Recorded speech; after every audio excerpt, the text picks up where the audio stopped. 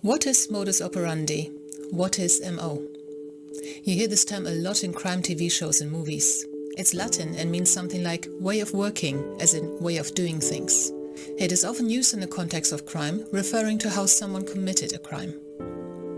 For example, Jack the Ripper's MO, as in what he did, was to approach a female sex worker in London's Whitechapel area at night, possibly posing as a prospective customer, to then slit their throats and disembowel them, leaving them dead where he had done so.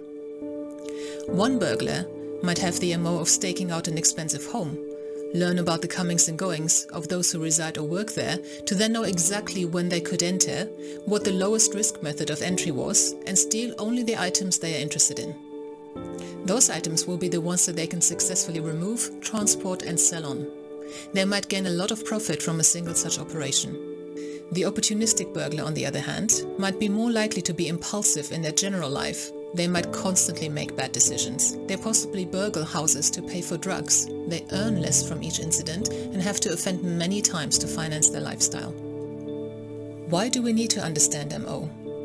You can see from the two hypothetical burglar examples that different offense characteristics, for example, who was targeted, a regular house in a residential area or more high-end property in an affluent area, how much preparation went into the offense, what is taken and the level of sophistication needed to carry out the offense, allow us to infer something about the person who committed that offense.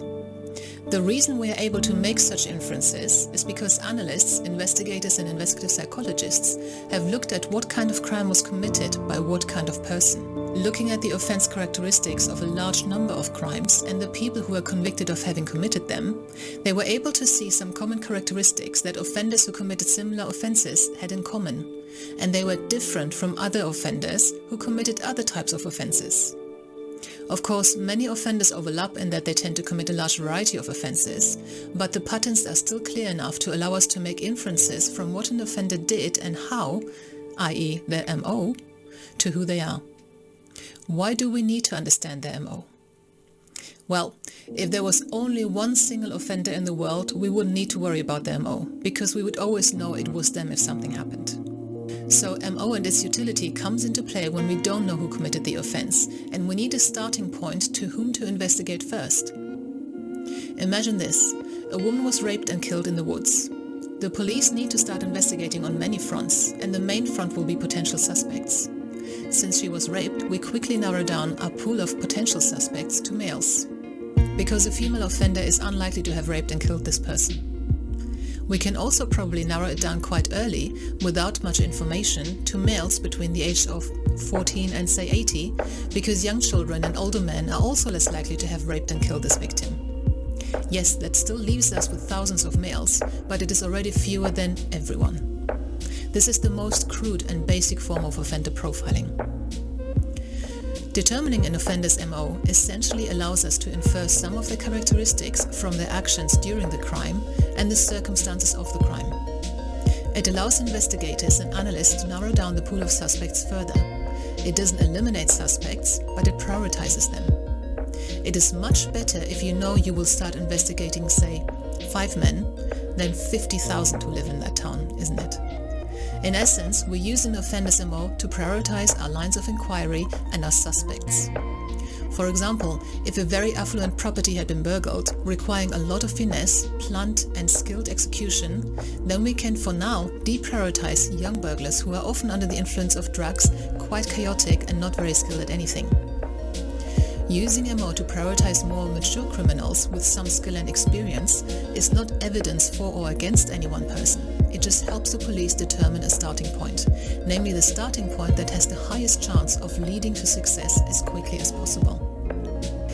If you were helping a friend find something they have lost, you would ask them where they last saw that item, rather than just starting to search a whole house, garden, outbuildings, their car and work location.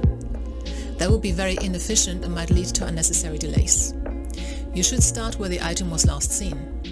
If you lose a child at the zoo, you start looking where the child was last seen as well, rather than take a map of the zoo and then work your way down systematically from top of the map to the bottom. With crimes, often we are not able to ask anyone for the most promising starting point, but we can use the MO to give us useful clues. How can an offender's MO be used to help in investigations? The MO can help us put suspects in a rank order of priority, to tell us whom we should be looking at first. Using the personal characteristics that have been found to be common amongst convicted offenders who have committed the same kind of offense as the one we're dealing with the same kind of MO and offense features, we can prioritize offenders who also have these characteristics. It's a numbers thing, based on a lot of previous cases and previous offenders.